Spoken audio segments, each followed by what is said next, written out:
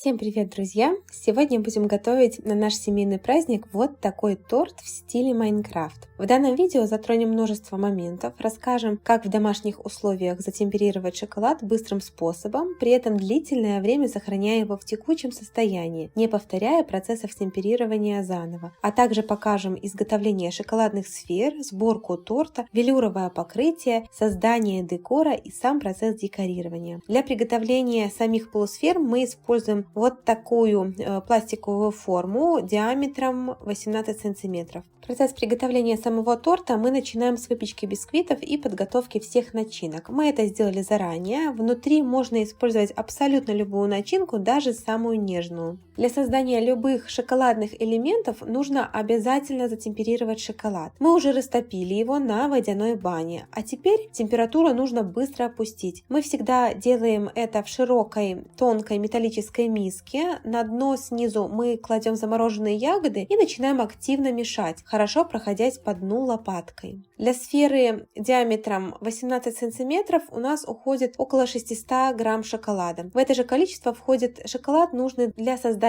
опоры и места, куда будем крепить бенгальский огонек. Основная идея темперирования шоколада заключается в нагревании и охлаждении шоколада до определенных температур, благодаря чему масло какао затвердевает в определенной кристаллической структуре, что не позволяет шоколаду быстро таять и дает ему блеск и твердость. Перед вами схема темперирования для разных видов шоколада. При использовании такого способа на дне миски шоколад начинает очень быстро охлаждаться и могут образовываться комочки застывшего шоколада. Чтобы этого избежать, нам нужно его постоянно энергично мешать, хорошо проходясь по дну лопаткой. Таким образом, температура опускается равномерно. Нам нужно опустить ее до 25-26 градусов. Температуру проверяем с помощью лазерного термометра. Как только мы видим нужную цифру на термометре, шоколад можно уже использовать. Но при такой температуре начинает быстро загустевать и неудобен в работе. Поэтому нам нужно его немножко нагреть до рабочей консистенции. Мы берем ту же емкость, с помощью которой создавали водяную баню, просто ставим сверху миску с шоколадом. Плиту включать уже не нужно, так как вода в ковшике еще осталась теплой. Если вдруг у вас она остыла, просто подогрейте еще раз, но не нужно кипятить ее. Активно мешаем шоколад, доводя его до рабочей консистенции, приблизительно до 29 градусов. Но главное, чтобы при нагревании температура сейчас не превысила 32 градусов. Если вдруг вы превысите это значение, то кристаллическая решетка шоколада, которая образовалась при низкой температуре, может разрушиться, и весь процесс темперирования нужно будет повторять заново.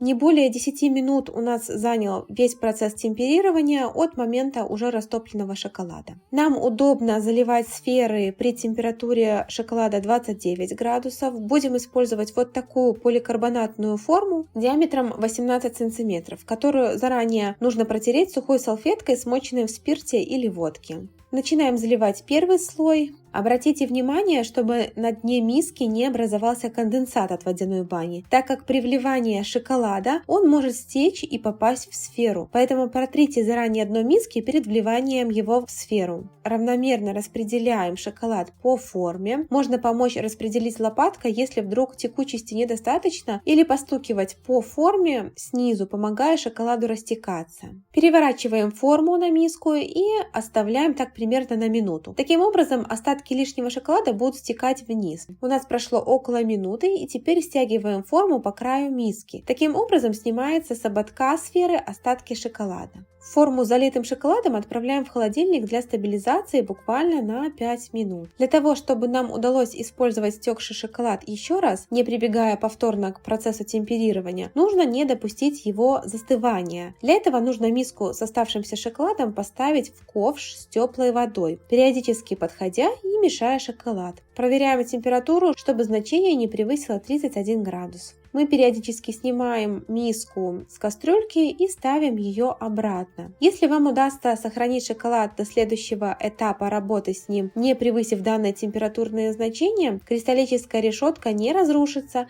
и вы сможете использовать данный шоколад, не повторяя процесс темперирования заново. Первый слой поставил в холодильнике буквально 3 минуты, уже застыл. Наносим шоколад вторым слоем для получения нужной толщины сферы. Обращаем опять внимание на дно миски с шоколадом, чтобы конденсат не попал в сферу. В идеале дать сфере с холодильника немного постоять при комнатной температуре и только потом заливать второй слой шоколада. Таким образом, итоговый слой шоколада будет не таким толстым.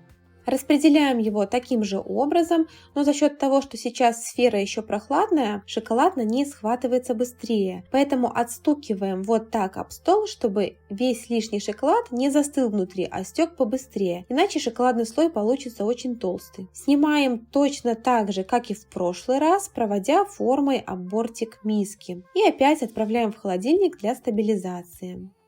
За это время сделаем основу, на которой будет устанавливаться сфера. Мы используем формочки диаметром 10 и 6 см.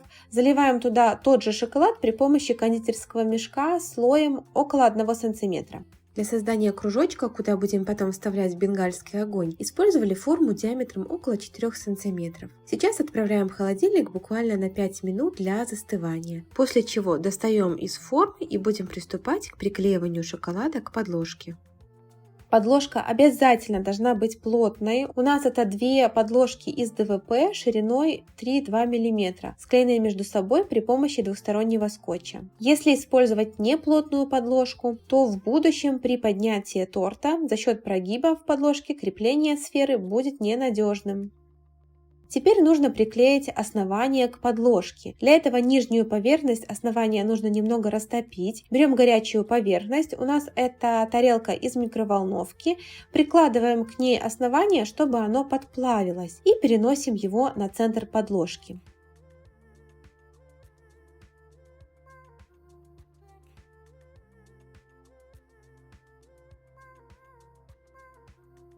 Достаем полусферу из холодильника. Готовый стабилизированный шоколад должен легко отходить от формы. Готовая сфера получается блестящая и не прилипает к рукам. Сейчас нужно ее приклеить к основанию. Для этого прикладываем к горячей поверхности, чтобы она очень хорошо подплавилась.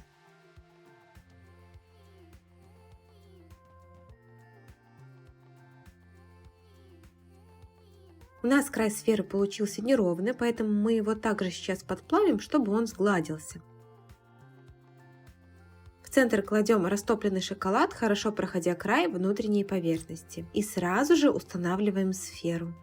Основание используем с отверстием для того, чтобы сфера максимально углублялась внутрь и тем самым закрепилась надежнее. И таким же образом мы сделали вторую половинку. Только для верхушки торта можно использовать слой шоколада уже не такой толстый, как в нижней части. Помните, что шоколад также должен быть затемперирован. Пока верхушка стабилизируется, приступаем к сборке начинки. Торт мы собираем в обычной последовательности, как и обычный стандартный. Данное исполнение торта может подойти для срочных заказов, так как начинку не нужно будет выстаивать в холодильнике длительное время для стабилизации, а сразу собираете тортик в сфере и можно приступать к декорированию. Самый последний корж можно задекорировать по желанию клиента, а также в такой торт можно спрятать какой-нибудь сюрприз для именинника. Например, однажды мы внутрь сферы спрятали настоящий телефон.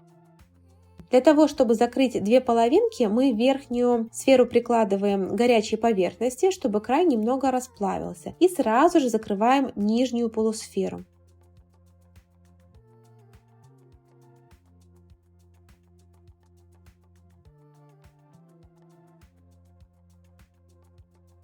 Теперь нужно очень быстро разровнять шоколад, который вытек между 2 половинками. На поверхности сферы в любом случае будут оставаться неровности. Для этого мы берем шоколад, наносим его и гибким краем силиконовой лопатки начинаем разглаживать.